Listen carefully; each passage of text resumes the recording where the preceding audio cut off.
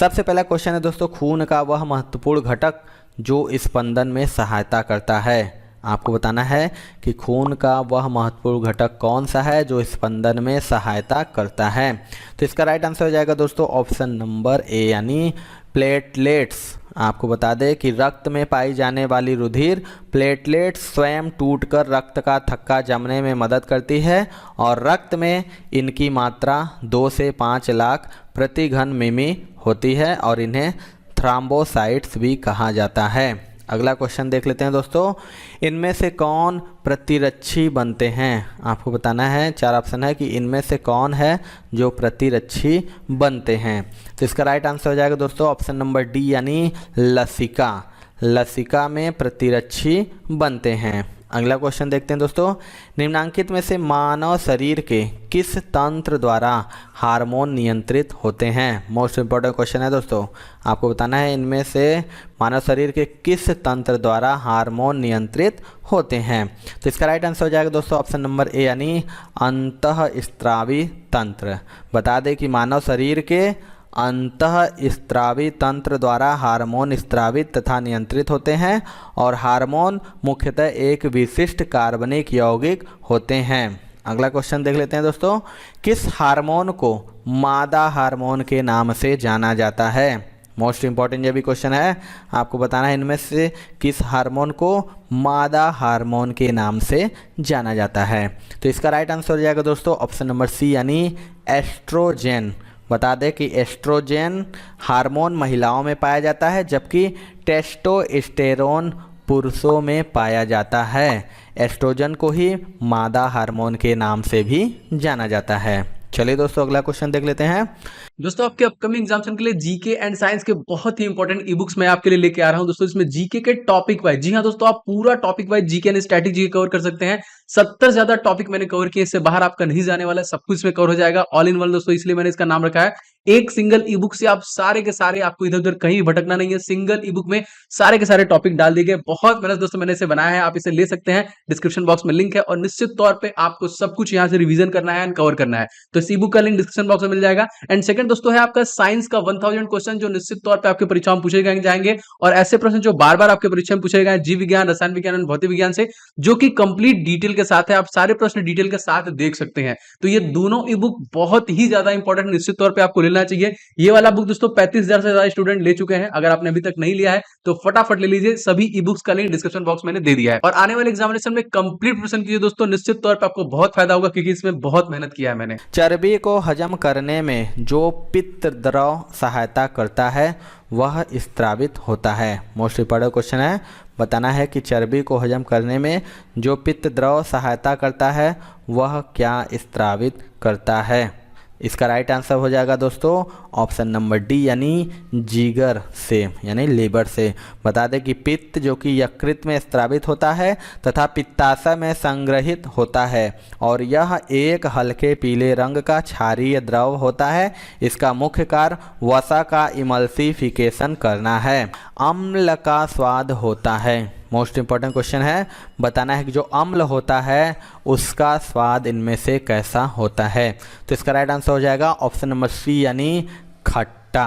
बता दें कि जो अम्ल का स्वाद होता है वो खट्टा होता है, जैसे साइट्रिक एसिड, फार्मिक एसिड और एसिटिक एसिड आदि। अगला क्वेश्चन देख लेते हैं, ट्रेडमिल टेस्ट कौन सी चिकित्सा से संबंधित है। मोस्ट इम्पॉर्टेंट है, बताना है दोस्तों कि जो ट्रेडमिल टेस्ट है कौन सी चिकित्सा से संबंधित है। इसका जो राइट आंसर हो जाएगा दोस्तों ऑप्शन नंबर ए हो जाएगा हृदय, हार्ट।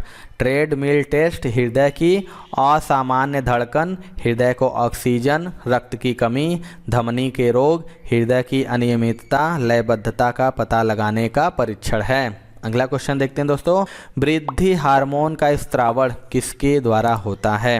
आपको बताना है जो वृद्धि हार्मोन होता है उसका स्त्रावण इनमें से किसके द्वारा होता है।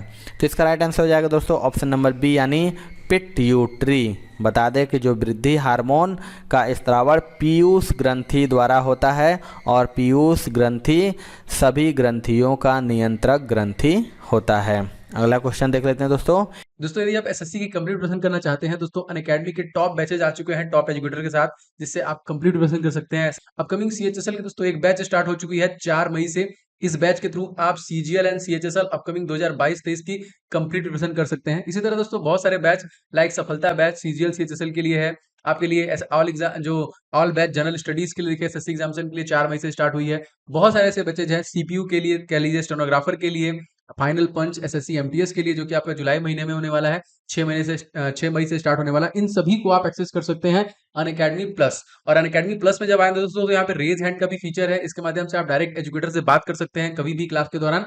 और दोस्तों यहाँ पे आस्क का डाउट फीचर भी इनेबल हो जाएगा जब प्लस में आएंगे। आप कभी भी दोस्तों 3 डाउट एक साथ सेंड कर सकते हैं और आपको उसका सोल्यूशन दे दिया जाएगा। ये सभी चीजें दोस्तों आप अनअकैडमी प्लस के माध्यम से ले सकते हैं। और दोस्तों उसमें भी आपको 10% का डिस्काउंट मिल जाएगा अगर आप कोड इस्तेमाल करेंगे OJ10। एक साथ OJ10 लगाएंगे तो आपको 10% का डिस्काउंट मिल जाएगा। तो फटाफट दोस्तों अनअकैडमी प्लस सब्सक्रिप्शन ले लीजिए और अपने प्रिपरेशन को कंप्लीट कीजिए। इंसुलिन के उपापचय को नियंत्रित करता है। मोस्ट इंपॉर्टेंट ये भी क्वेश्चन है दोस्तों, आपको बताना है कि इंसुलिन के उपापचय को कौन नियंत्रित करता है। तो इसका राइट आंसर हो जाएगा ऑप्शन नंबर ए यानी शर्कराओं। बता दें कि इंसुलिन जो कि अग्न्याशय में स्थित लैंगरहैंस की द्वीपिकाओं से स्रावित होता है और शर्कराओं के उपापचय को नियंत्रित करता है। अगला क्वेश्चन देखते हैं दोस्तों। RH कारक एक शब्द है जिसे हम खाली स्थान के संबंध में सुनते हैं। आपको बताना है, मोस्ट इंपॉर्टेंट है, मैक्सिमम बार रिपीट हुआ है क्वेश्चन। आपको बताना है कि जो RH कारक एक शब्द है जिसे हम किसके संबंध में सुनते हैं। तो इसका राइट आंसर हो जाएगा दोस्तों ऑप्शन नंबर बी यानी रक्ताधान। आपको बता दें कि रक्त समूहों की जो खोज हुई थी वर्ष 1901 में ऑस्ट्रियाई मूल के अमेरिकी जीव वैज्ञानिक कार्ल लैंडस्टीनर ने की थी, जिसके लिए उन्हें वर्ष 1930 में नोबेल पुरस्कार से भी सम्मानित किया गया था। बात करें RH जो कि एक एंटीजन है जो RBC में पाया जाता है। अगला क्वेश्चन देख लेते हैं दोस्तों। मनुष्य का सामान्य रक्तचाप होता है। ये भी मोस्ट इंपॉर्टेंट क्वेश्चन, मैक्सिमम बार ऐसा क्वेश्चन पूछ लेता है दोस्तों, तो आप इसे भी जरूर देख लीजिएगा। मनुष्य का जो सामान्य रक्तचाप कितना होता है। तो इसका राइट आंसर हो जाएगा ऑप्शन नंबर बी यानी 120/80।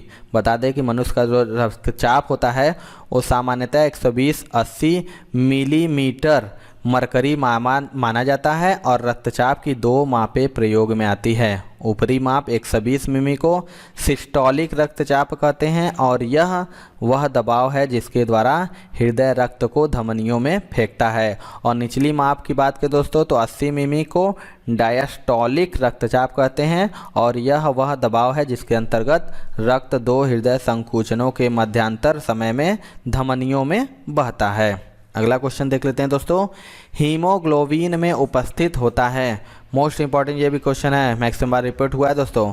आपको बताना है हीमोग्लोबिन में उपस्थित होता है। तो इसका राइट आंसर हो जाएगा दोस्तों ऑप्शन नंबर बी यानी आयरन। बता दें कि हीमोग्लोबिन में पाइफायरिन नामक आयरन पाया जाता है और उसके केंद्रक में एक लौह का परमाणु होता है तथा शरीर में यह गैसों के परिवहन का कार्य करता है। अगला क्वेश्चन देखते हैं दोस्तों। हीमोग्लोबिन पाया जाता है। मोस्ट इंपॉर्टेंट है क्वेश्चन ये भी दोस्तों, मैक्सिमम बार रिपीट हुआ है। बताना है कि हीमोग्लोबिन कहाँ पर पाया जाता है। तो इसका राइट आंसर हो जाएगा दोस्तों ऑप्शन नंबर ए यानी RBC में। आपको बता दें कि हीमोग्लोबिन जो कि एक लौह संपन्न प्रोटीन है जो ऑक्सीजन का वहन करता है और रक्त को लाल रंग प्रदान करता है। हीमोग्लोबिन RBC में पाया जाता है। अगला क्वेश्चन देख लेते हैं दोस्तों। लाल रुधिर कणिका किसमें बनती है। इसको वेरी इंपॉर्टेंट है, मैक्सिमम बार ये क्वेश्चन रिपीट हुआ है दोस्तों। बताना है कि जो लाल रुधिर कणिका होती है वो किसमें बनती है। मैक्सिमम बार एग्जाम में पूछा है। तो इसका राइट आंसर हो जाएगा ऑप्शन नंबर बी यानी बोन मैरो अस्थि मज्जा। आपको बता दें कि वयस्क प्राणी में लाल रक्त कणिकाओं का निर्माण बड़ी हड्डियों की अस्थि मज्जा में संपन्न होता है और RBC का निर्माण करने वाले ऊतक को इरिथ्रोपोइटिक ऊतक कहते हैं। अगला क्वेश्चन देख लेते हैं। लाल रक्त कणिकाओं का आकार होता है। मोस्ट इंपॉर्टेंट ये भी क्वेश्चन है। बताना है कि जो लाल रक्त कणिका होती है उसका आकार कैसा होता है। तो इसका राइट आंसर हो जाएगा ऑप्शन नंबर डी यानी इनमें से कोई नहीं। आपको बता दें कि लाल रुधिराणु केवल कशेरुकी जंतुओं में पाए जाते हैं और स्तनधारियों के लाल रुधिराणु उभयावतल होते हैं और इनमें केंद्रक नहीं होता, और केवल ऊंट तथा लामा ऐसे स्तनधारी हैं जिनकी लाल रुधिर कणिकाओं में केंद्रक पाया जाता है। अगला क्वेश्चन देखते हैं दोस्तों, निम्नलिखित में से कौन सा मानव रक्त का घटक नहीं है? आपको बताना है, ये भी मोस्ट इम्पॉर्टेंट है।